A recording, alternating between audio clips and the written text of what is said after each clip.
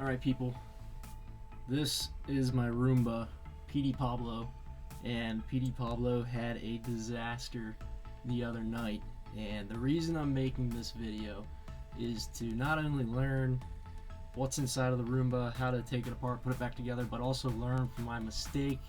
If you have pets, dogs, cats, whatever, for the love of God, listen to this and trust me on this one.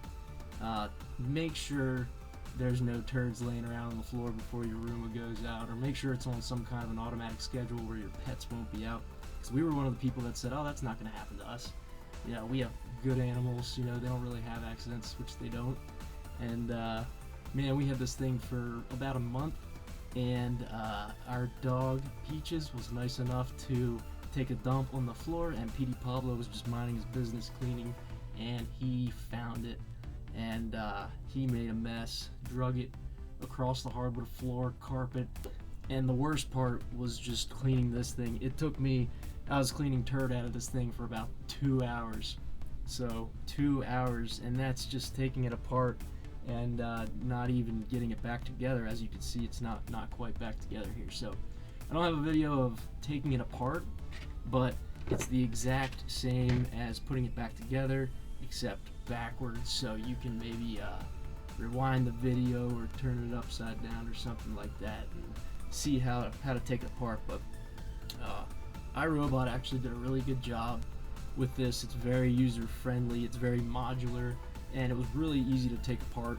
The bad thing is there's a ton of nooks and crannies, so it's really good for cleaning dust, dirt, debris, but when you're driving over a turd, it makes a mess.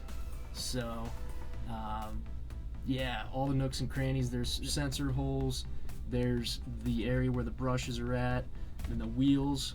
These wheels, they are great for getting over things. They are built to get up over carpet, hardwood floor, tile, transitions, to run over things. But you know what else they do? They will grab a hold of your dog's crap and they will pull it straight up in there. And there's a bunch of little, it's like a fender well. So you can imagine what a Jeep's like going muddy, and it just flings it up in its fender well. Yeah, so it's a mess, but that's my warning right there. Trust me, I don't care if you like me or hate me, but trust me on that one. You don't want to be cleaning turd out of this thing. It was not a fun night. So I think I said some things that I didn't even know existed. But yeah, so it's all done, and this has been all cleaned and sanitized, and it's ready to go back together. So one of the last things I took off of here were the wheels, and the wheels are actually an assembly. So you have the motor and a gearbox attached to the wheel itself, and I didn't worry about taking the wheel off. I didn't spend any time researching. It didn't look like there was an easy way. I don't know if these are pressed onto the axles, but I just didn't worry about it. What I did, if you ever find yourself in this situation, and I really hope you don't, fold a paper towel over, put the edge along the wheel here, and then what you can do is you can turn the wheel and kind of suck the paper towel up into that wheel well, and then make sure that you get on the inside of the wheel well too here, because it'll get trapped up inside there. So I put sanitizer cleaner on a paper towel, ran it through there multiple times until there was nothing left, and this is nice and free and clear. Be careful turning this. You can turn it, but I don't know if the gears are made of metal or plastic, but regardless, the housing is plastic, so you don't want to be too rough with it. So when you put this back together or take it apart, it's really nice. These are labeled left and right with an L and an R, as you can see here, R, L. So you can't physically put these back in the wrong place. So I don't know, you can't mess this up. You just can't. That's one of the things I was saying they did a really good job on. But this is plug and play, so all you have to do is just push it right in there. So there's a circuit board. That's a plug right there. That's the female part of the plug. I'm sorry, that's the male part of the plug. Female part's down here. So you're just gonna push this back in here, and then once it's in place, firmly press down, and that's it. It'll kind of click into place. You'll hear it go down, and we'll do this with the other one so you can see it.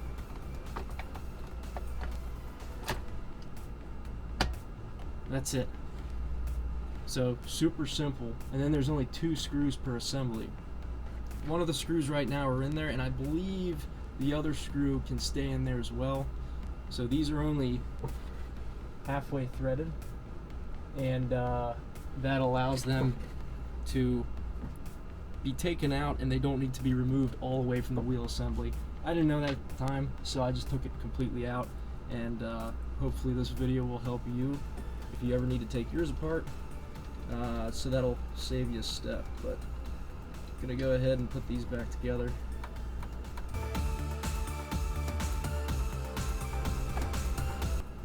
When you're screwing this down and putting this back together, don't over tighten this. There are some metal threads inside of here, but all the components are really small. You don't want to strip the screw out where the screwdriver hits it or where the threads are at, just in case you need to take it back apart. And the Roombas are pretty expensive, and I think they're built pretty good, built to last, so you're probably going to want to take care of it and keep it serviceable for the future. So you probably will be having to use it for years and years to come.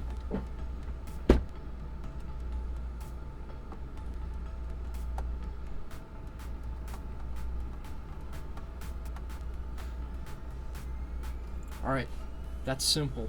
That took me, I don't know, I'm going to say a minute, but probably even less. So both my wheels are back in place. There were some screws around the brush area that I took out that I didn't need to, and I'm going to go ahead and screw them back down.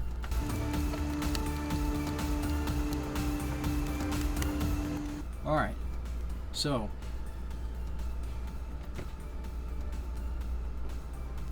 the second to last thing that I took off of the Roomba when I was cleaning were the brushes. So you've got 2 brushes here, one's a light green, one's a dark green. There's actually a diagram here that shows which direction the fins go, and it shows a light bristle and a dark bristle. So you can't mess this up, you really can't. And then on top of that, these on either side, they have a gear. It's not a gear, it's a hexagonal shape, and then the other one is a square. So again, you really can't mess this stuff up. If you mess this up, then you're really good. Not sure what you're good at, but you're really good. So I'm gonna just put these back in. There is a direction, there is a way you put, one side in first. There's a lever on this side of the Roomba. So where the wheel is labeled left side, there's a little green lever here. You're gonna push that towards the inside, towards the center of the Roomba, and then there's a little compartment that lifts up here, or I don't know, a latch. It's a latch that holds these in. So you're gonna lift that up, and then you're gonna be able to take your rollers and put them inside. Obviously push the side in. That's gonna be, I almost messed it up. Anyway, you can see there's a square right there. Square end, push that in here. It's actually the end that sticks out a little further. So you can see that sticks out, I don't know, maybe half an inch. That side sticks out maybe a quarter of an inch. So push that in here, rotate it until it locks into this side, which is the actual drive side, and then the other side that the lever goes over, the latch goes over, just drops straight down inside of there. You don't have to push it or anything. So again, same concept. This side's sticking out longer than this side. This side is octagonal. It's actually hexagonal, sorry. And the one we just put in there was square, so you can't get them mixed up. So put that in here and then turn it a little bit, drop the other side in. You don't even have to push or anything, and then you can take your lever, your latch, and then snap it back down into place, and now your rollers are in place. Easy, simple, right? Took a could have taken 30 seconds. Alright, so the next piece, or the third to last piece I took off, was just the collection for the dirt itself. So this is real simple. It's just your cartridge. Nothing special about that. So I'm going to take this and put this back in. So this is an i7. This is probably slightly different than some of the others. It can auto unload, so it might be slightly different, but I don't think, you know, the point is you just take your cartridge out. So it's very similar to some of the other Roombas. I did a little bit of internet research before I took this apart. We all know that the internet's always right, so I trust that it's fairly simple, similar. So I'm gonna put this in. This has the piece right here, goes in first, and then it swings into the Roomba and then locks into position. So if you're taking this apart, you're gonna push this in until it clicks loose and then pull it out like so.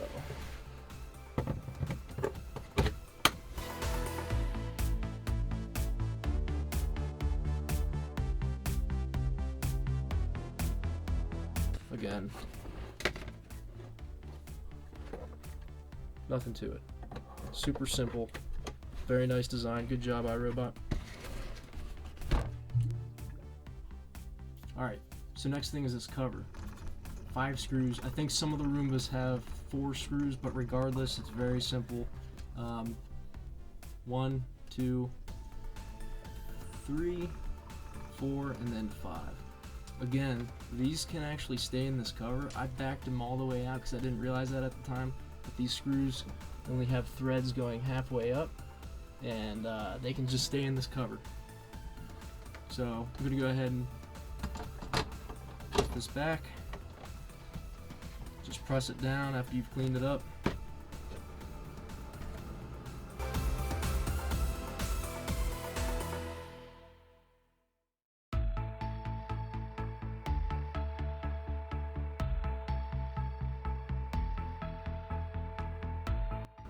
Then once you get them all in, snug them up. Not too tight again, you don't want to strip anything out.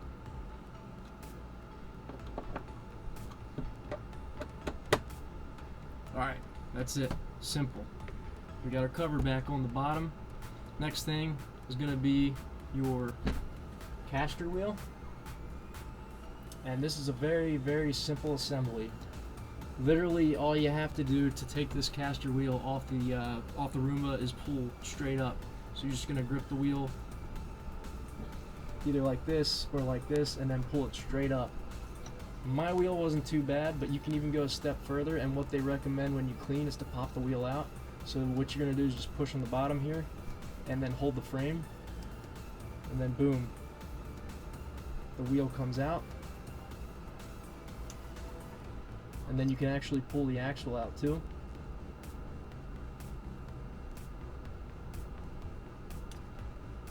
And then you can clean that out.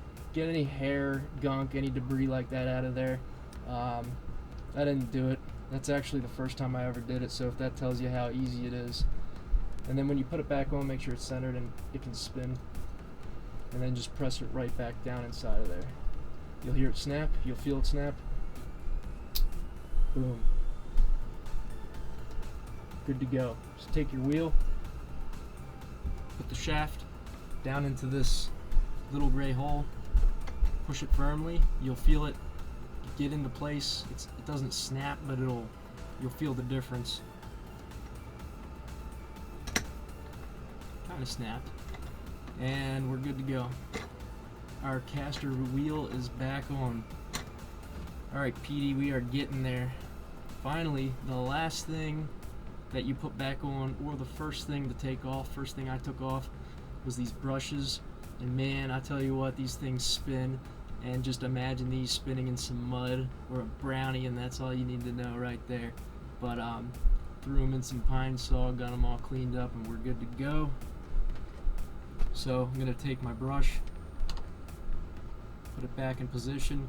There's a screw on top of here you can use either a Phillips head or a straight edge, and then just screw this back down. Be careful, the screw's plastic, so again, with everything else, don't torque it down too hard, but with the plastic you have to be even more careful. The shaft that this thing sits on is a hex shaft, so it's not going to move anywhere. All the screw needs to do is hold it down. You don't have to tighten it real tight. So just gave it a nudge, that's it, it's in there, and it's good to go. So look, I took this thing apart with 2 screwdrivers.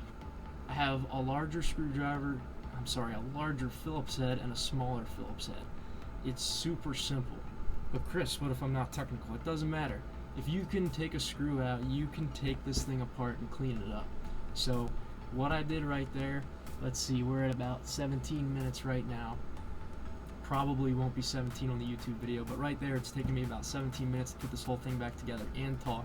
So it would have probably taken 5 minutes had I not been walking through this. If you can take a screw out, you can do this. Just remember which parts you take out, where they go, take pictures beforehand. Super simple, really simple. And then, you know, if you ever need to remember, or if you forgot where things go, just look it up on Google or YouTube. There's plenty of videos out there. So if I can do this, you can do this, and I hope this video is going to help you. Again, I really hope you never have to worry about this, but we're good to go now. This guy's all cleaned out, he's been disinfected. God, that was a horrible night, but it's good to go. I hope you never find yourself in this position, but in case you do, I hope this video helps you. And the best defense is a good offense. Just make sure that you have a good schedule for your Roomba. Do a quick check before you turn it on, and hopefully you never find yourself in this position. Good luck. Alexa, tell PD Pablo to vacuum everywhere. Okay, PD Pablo has started vacuuming.